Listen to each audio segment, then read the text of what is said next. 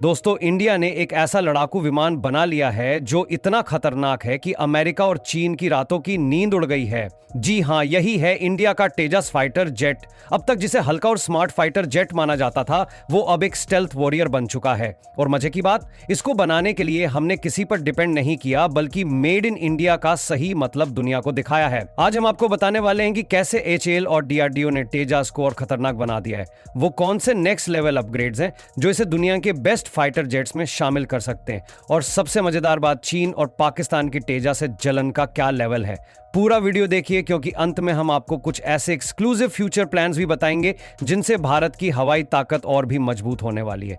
दोस्तों, तेजस की कहानी शुरू हुई थी 1980s में, जब भारत ने सोचा यार कब तक दूसरों के भरोसे रहेंगे। तब light combat aircraft LCA program की नींव रखी गई। मिशन था एक ऐसा हल्का, घातक और पूरी तरह स्वदेशी फाइटर जेट बनाना जो भारतीय वायुसेना की ताकत को अगले लेवल पर ले जाए। लेकिन कहते हैं ना, बड़े सपनों के बीच बड़े चैलेंजेस भी आते हैं।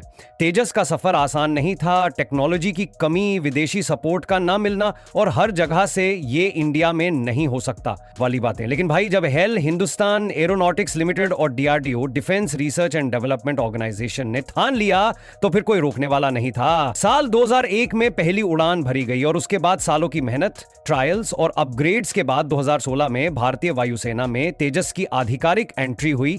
अब तक का तेजस शानदार था, लेकिन सच कहें तो कुछ लोग इसे हल्के में ले रहे थे। अरे ये तो बस एक छोटा फाइटर जेट है, कोई F-16 रफाल थोड़ी है। लेकिन फिर आया बड़ा धमाका, तेजस का नया अवतार यानी तेजस MKA और तेजस MK2, जिसने दुनिया को यह सोचने पर मजबूर कर दिया कि अब इंडिया मजाक नहीं बल्कि एक गंभीर सैन्य ताकत बन चुका है। सबसे पहले बात करते हैं तेजस MKA की। अब इस नए वर्जन में क्या खास है? दोस्तों, इसकी रेडार और इलेक्ट्रॉनिक सिस्टम को पूरी तरह नेक्स्ट लेवल पर ले जाया गया है।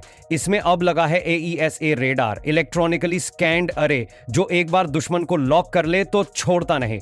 यानी अब दुश्मन के पास भागने का कोई ऑप्शन नहीं। इसके अलावा इलेक्ट्रॉनिक वॉरफेयर सिस्टम भी अपग्रेड हो गया है, जिससे दुश्मन के जेट्स और मिसाइलों को जैम और कंफ्यूज कर सकता है। और आइसिंग ऑन द केक, अब तेजस मिड एयर रिफ्यूलिंग भी कर सकता है। मतलब अब इसे लंबी दूरी के मिशन के लिए भी भेजा जा सकता है। अब बात करते हैं तेजस MK2 की, जो सच में गेम चेंजर साबित होने वाला है। MK2A तो अभी ट्रेलर था, असली फिल्म MK2 है। इसमें लगेगा GEF-4G इंजन, जो तेजस को और भी ज्यादा पावर देगा। MK2 के साइज और रेंज को भी बढ़ाया गया है ताकि ये मल्टी रोल फाइटर जेट बन सके। यानी अब तेजस सिर्फ एक डिफेंसिव फाइटर नहीं रहेगा, बल्कि ऑफेंसिव स्ट्राइक पावर भी होगी। इसकी स्टेल्थ कैपेबिलिटीज को भी इंप्रूव किया गया है, जिससे दुश्मन के रेडार इसे पकड़ नहीं पाएंगे। सीधा मतलब यह है कि अब तेजस सिर्फ नाम का हल्का नहीं है, बल्कि पूरी तरह एक हैवी ड्यूटी लड़ाकू विमान बन चुका है। पहले लोग इसे एक लो कॉस्ट फाइटर जेट मानते थे, अब इसकी कैपेबिलिटीज देखकर बड़े बड़े देशों के पसीने छूट रहे हैं। जब अपने ही बनाए फाइटर जेट में इतना दम हो, तो फिर किसी और पर डिपेंड क्यों करें? अब मजा तो तब आया जब तेजस ने स्टेल्थ टेक्नोलॉजी और इलेक्ट्रॉनिक वॉरफेयर में भी एंट्री मार ली।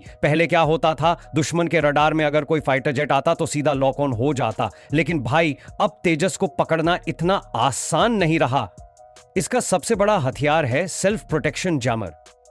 यह सिस्टम क्या करता है? जब कोई दुश्मन मिसाइल तेजस की तरफ आती है, तो SPJ जबरदस्त इलेक्ट्रॉनिक सिग्नल्स भेजकर मिसाइल को भ्रमित कर देता है। मतलब मिसाइल को लगता है कि तेजस वहां है, लेकिन असल में वो कहीं और होता है। भ्रम में डालने की कला भी कोई तेजस से सीखे। अब रेडार ट्रैकिंग का जमाना गया।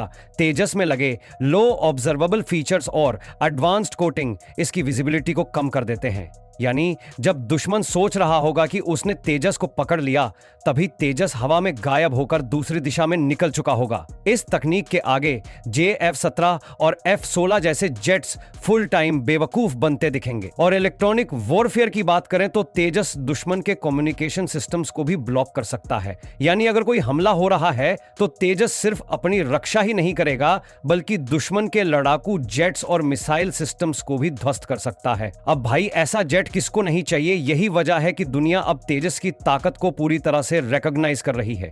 अब दोस्तों, किसी भी फाइटर जेट की असली पहचान उसकी फायर पावर से होती है, और तेजस इसमें भी किसी से कम नहीं है। अब ये कोई दिखावे का विमान नहीं है, बल्कि इसमें ऐसे हथियार लगे हैं जो किसी भी दुश्मन के छक्के छुड़ा सकते हैं। सबसे पहले बात करते हैं Astra beyond visual range BVR missile की। इसका मतलब तेजस को दुश्मन को मारने के लिए उसे देखने की जरूरत भी नहीं है। हाँ, आपने सही सुना, ये मिसाइल हवा से हवा में 100 किलोमीटर दूर तक अपने टारगेट को उड़ा सकती है, और वो वो भी बिना किसी वार्निंग के, मतलब दुश्मन को पता भी नहीं चलेगा कि वो कहां से टारगेट हुआ। इसके अलावा तेजस में ब्राह्मोस एनजी नेक्स्ट जनरेशन भी इंटीग्रेट किया जा रहा है, जो इसे एक सुपरसोनिक अटैक जेट बना देगा। मतलब तेजस सिर्फ हवा से हवा में नहीं, बल्कि जमीन और समंदर पर भी दुश्मनों के ठिकानों को तबाह कर सकता है। और भाई, ये ब्राह्मोस एनजी तो दुनिया की सबसे तेज क्रूज मिसाइलों में से एक है, जिसका सामना करने का हौसला हर किसी में नहीं होता। और अगर कोई नजदीक आकर लड़ने की कोशिश करे तो तेजस के पास पाइथन 5 और Derby air to air missiles हैं, जो नजदीकी लड़ाई में दुश्मन के लिए जीना हराम कर सकती हैं। और भाई, ये सिर्फ मिसाइलें नहीं, Tejas laser guided bombs, anti radiation missiles और स्मार्ट बॉम्ब्स भी लेकर उड़ सकता है। मतलब तेजस एक proper multi role fighter jet बन चुका है, जो किसी भी तरह की जंग के लिए पूरी तरह तैयार है। दोस्तों, जब भी कोई नया फाइटर जेट आता है तो उसकी तुलना बाकी दुनिया के लड़ाकू विमानों से की जाती है, और तेजस का भी यही हाल हुआ। कुछ लोग बोले, अरे ये JF-17 से भी कमजोर है। तो कुछ बोले ये ग्रिपेन से मैच नहीं कर सकता। चलिए आज इस बहस को खत्म कर देते हैं और साफ साफ बता देते हैं कि तेजस वाकई किस लेवल का जेट है। सबसे पहले आते हैं JF-17 थंडर वर्सेस तेजस पर। पाकिस्तान और चीन मिलकर JF-17 बना रहे हैं, लेकिन सच कहें तो ये एक low cost low tech jet है। इसके मुकाबले तेजस में AESA radar, fly by wire system, electronic warfare suite और बेटर स्टेल्थ फीचर्स हैं, जो इसे JF-17 से कहीं ज्यादा मॉडर्न और लीथल बनाते हैं। अब आते हैं तेजस वर्सेस ग्राइपेन ई स्वीडन पर। हाँ, माना कि ग्राइपेन भी एक जबरदस्त फाइटर जेट है, लेकिन एक बड़ी बात यह है कि तेजस काफी हद तक ग्राइपेन जैसी कैपेबिलिटीज को अचीव कर चुका है, वो भी कम कीमत में। और भारत की जरूरतों के हिसाब से तेजस को और बेहतर बनाया जा सकता है, जबकि ग्राइपेन की डिपेंडेंसी स्वीडन पर रहेगी। तो अपने ही घर में बना जेट क्यों ना इस्तेमाल किया जाए। अब सवाल यह है कि तेजस सिर्फ एक शोपीस जेट है या असल में भारतीय वायुसेना के लिए एक मजबूत हथियार। जवाब एकदम क्लियर है, तेजस अब इंडियन एयरफोर्स का बैकबोन बनने जा रहा है। देखिए, भारत के पास अभी भी कई पुराने MiG-21 और MiG-27 जैसे जेट्स हैं, जो अब रिटायरमेंट मोड में हैं। इनको रिप्लेस करने के लिए तेजस को शामिल किया जा रहा है। अभी IAF ने 83 तेहास MQ-1A जेट्स का ऑर्डर दिया है, जो अगले कुछ सालों में डिलीवर किए जाएंगे, और आने वाले समय में MQ-2 की 120 यूनिट्स भी शामिल की जाएंगी। यानी तेजस अब सिर्फ एक्सपेरिमेंटल प्रोजेक्ट नहीं, बल्कि इंडियन एयरफोर्स का मुख्य लड़ाकू विमान बनने वाला है। जब तेजस इतना बढ़िया परफॉर्म कर रहा है तो सवाल ये उठता है, आगे क्या भारत सिर्फ तेजस पर टिकेगा या इससे भी आगे कुछ बड़ा प्लान कर रहा है? जवाब है भाई, खेल अभी बाकी है। तेजस तो बस शुरुआत थी, अब असली धमाका होने वाला है। HAL और DRDO अब तेजस MK2 और AMCA पर काम कर रहे हैं। MK2 में और भी ज्यादा ताकतवर इंजन, लंबी रेंज और बेहतरीन स्टेल्थ तकनीक होगी, लेकिन AMCA तो full 5th generation fighter jet होने वाला है। इसका मतलब यह पूरी तरह से स्टील्थ होगा, सुपर क्रूज करेगा और इसे आर्टिफिशियल इंटेलिजेंस से भी लैस किया जाएगा।